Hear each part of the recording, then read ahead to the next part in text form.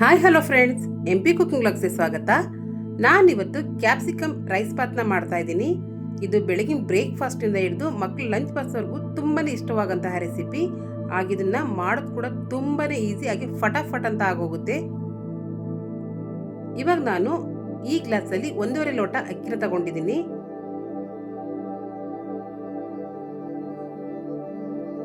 ಇವಾಗ ಇದನ್ನ ಕ್ಲೀನಾಗಿ ಒಂದ್ಸಲ ತೊಳೆದಿಟ್ಕೋತಾ ಇದ್ದೀನಿ. ಈ ರೀತಿ ಎಲ್ಲನೂ ಒಂದ್ಸಲ ಕ್ಲೀನಾಗಿ ತೊಳ್ಕೊತಾ ಇದ್ದೀನಿ. ಇವಾಗ ಈ ಅಕ್ಕಿನ ಸ್ವಲ್ಪ ನೆನೆಯಕ್ಕೆ ಇಡ್ತೀನಿ. ಒಲೆ ಮೇಲೆ ಒಂದು ಕುಕ್ಕರ್ನ ಇಟ್ಟಿದ್ದೀನಿ. ಇದಕ್ಕೆ 2 ಸ್ಪೂನ್ ತುಪ್ಪನ ಹಾಕ್ತಾ ಇದ್ದೀನಿ.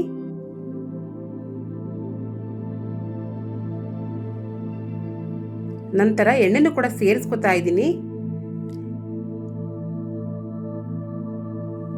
ಇದಕ್ಕೆ ಪಲಾವ್ ಎಲೆ, ಚಕ್ಕೆ, ಏಲಕ್ಕಿ, ಮರಾಠಿ ಮೊಗ್ಗು, ಸ್ಟಾರ್ ಹೂವು, ಲವಂಗ, ಸೋಂಪು ಕಾಳನ್ನು ಕೂಡ ಸೇರಿಸ್ಕೊತಾ ಇದ್ದೀನಿ. ಇದು ಬೇಗನೆ ಆಗುವಂಥ ರೆಸಿಪಿ. ಯಾವುದೇ ರೀತಿ ತರಕಾರಿ ಕಟ್ ಮಾಡೋ ಹಾಗಿಲ್ಲ, ಹಾಗೆ ಮಸಾಲೆ ಕೂಡ ರುಬ್ಬೋ ಹಾಗಿಲ್ಲ. ಬೇಗನೆ ಫಟಾಫಟ್ ಅಂತ ಆಗೋಗುತ್ತೆ. ಈ ರೀತಿ ಅವನ್ನೆಲ್ಲ ಒಂದ್ಸಲ ಫ್ರೈ ಮಾಡ್ಕೊತಾ ಇದ್ದೀನಿ. ಈ ರೀತಿ ಒಂದು ರೆಸಿಪಿನ ಮಾಡಿ ನೋಡಿ, ತುಂಬಾ ಚೆನ್ನಾಗಿರುತ್ತೆ. ಇವಾಗ ಇದಕ್ಕೆ ಉದ್ದುದು ಕಟ್ ಮಾಡಿರೋಂಥ ಈರುಳ್ಳಿ ಮತ್ತು 3 ಹಸಿಮೆಣಸಿಕಾಯಿನೂ ಕೂಡ ಸೇರಿಸ್ಕೊತಾ ಇದ್ದೀನಿ. ಇದು ಸ್ವಲ್ಪ ಗೋಲ್ಡನ್ ಕಲರ್ವರೆಗೂ ಫ್ರೈ ಮಾಡ್ಕೊತಾ ಇದ್ದೀನಿ.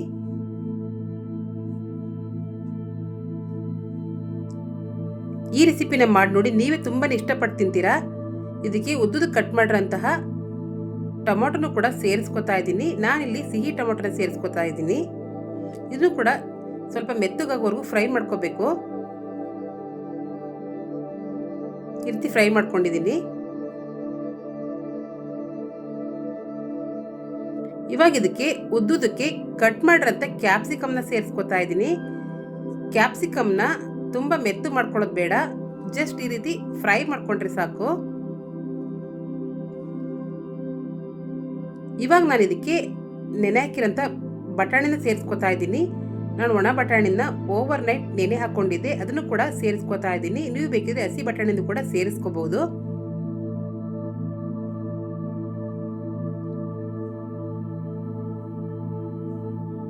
ಇವಾಗ ಇದಕ್ಕೆ 1 ಸ್ಪೂನ್ ಶುಂಠಿ ಬೆಳ್ಳುಳ್ಳಿ ಪೇಸ್ಟ್ನ ಸೇರಿಸ್ಕೊತಾ ಇದ್ದೀನಿ.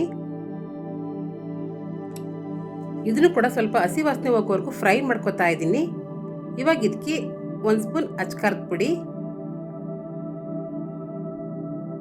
ಅರ್ಧ ಸ್ಪೂನ್ ಧನಿಯಾ ಪೌಡರ್,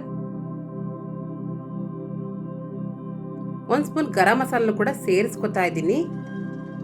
ನಮಗೆ ಯಾವಾಗ ಅರ್ಜೆಂಟ್ ಕೆಲಸ ಇರುತ್ತೆ ಆ ಟೈಮಲ್ಲಿ ಈ ರೀತಿ ಒಂದು ರೆಸಿಪಿ ಮಾಡಿ ನೋಡಿ, ತುಂಬಾ ಬೇಗನೆ ಆಗೋಗುತ್ತೆ, ಹಾಗೆ ಟೈಮ್ ಕೂಡ ಸೇವ್ ಆಗುತ್ತೆ.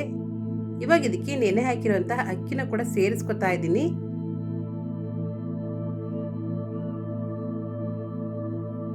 ಇವಾಗ ಇದನ್ನ ಒಂದ್ಸಲ ನೀಟಾಗಿ ಎಲ್ಲ ಮಿಕ್ಸ್ ಮಾಡ್ಕೊತಾ ಇದ್ದೀನಿ.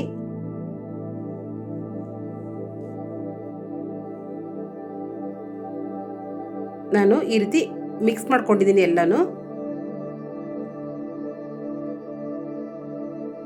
ಇವಾಗ ನಾನು 1.5 ಲೋಟ ಅಕ್ಕಿನ ತಗೊಂಡಿದ್ದೆ. ಇದಕ್ಕೆ 2 ಲೋಟ ನೀರನ್ನ ಹಾಕ್ತಾ ಇದ್ದೀನಿ. ಜಾಸ್ತಿ ನೀರು ಹಾಕ್ಕೊಂಡ್ರೆ ಅನ್ನ ಸ್ವಲ್ಪ ಮೆತ್ತಗಾಗ್ಬಿಡುತ್ತೆ, ಅದಕ್ಕೋಸ್ಕರ.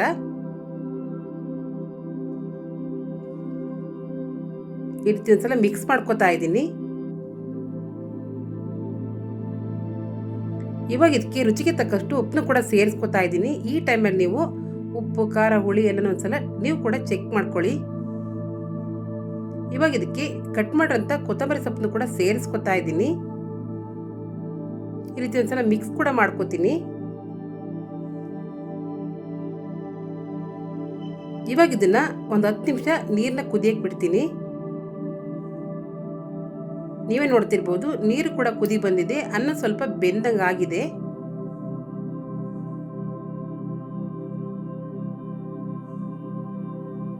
ಇವಾಗ ನಾನು ಈ ರೀತಿ ಮುಚ್ಚಳನ ಹಾಕ್ತಾ ಇದ್ದೀನಿ. ಈ ರೀತಿ ಮಾಡೋದ್ರಿಂದ ಮಸಾಲೆ ಯಾವುದೇ ರೀತಿ ಮೇಲ್ ಬರಲ್ಲ, ಅದಕ್ಕೋಸ್ಕರ ಈ ರೀತಿ ಮಾಡ್ತಾ ಇದ್ದೀನಿ.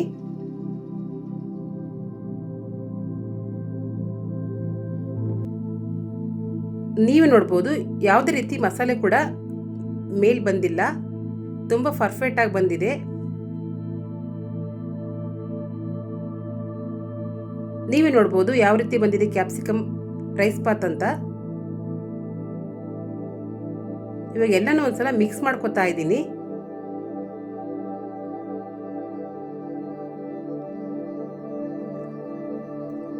ಫೈನಲ್ ಆಗಿ ನಮ್ಮ ಕ್ಯಾಪ್ಸಿಕಮ್ ರೈಸ್ ಬಾತ್ ರೆಡಿ ಆಯಿತು. ಇದು ಚಿಕ್ಕವರಿಂದ ಹಿಡಿದು ದೊಡ್ಡವ್ರಿಗೂ ತುಂಬಾ ಇಷ್ಟವಾಗಂಥ ರೆಸಿಪಿ, ಹಾಗೆ ಫಟಾಫಟ್ ಆಗೋಂಥ ರೆಸಿಪಿ ಕೂಡ. ಇದನ್ನ ಮಕ್ಕಳು ಲಂಚ್ ಬಾಕ್ಸಿಂದ ಹಿಡಿದು ಬ್ರೇಕ್ಫಾಸ್ಟ್ವರೆಗೂ ಇಷ್ಟವಾಗುವಂಥ ರೆಸಿಪಿ. ಇದು ಮೊಸರು ಗೊಜ್ಜು ಜೊತೆ ಒಳ್ಳೆ ಕಾಂಬಿನೇಷನ್ ಅಂತಲೇ ಹೇಳ್ಬೋದು. ನನ್ನ ರೆಸಿಪಿ ಇಷ್ಟ ಆದರೆ ಪ್ಲೀಸ್ ಲೈಕ್ ಮಾಡಿ, ಸಬ್ಸ್ಕ್ರೈಬ್ ಮಾಡಿ, ಸಪೋರ್ಟ್ ಮಾಡಿ, ಹಾಗೆ ಕಮೆಂಟ್ಸ್ ಕೂಡ ಹಾಕಿ, ಶೇರ್ ಕೂಡ ಮಾಡಿ. Thank you.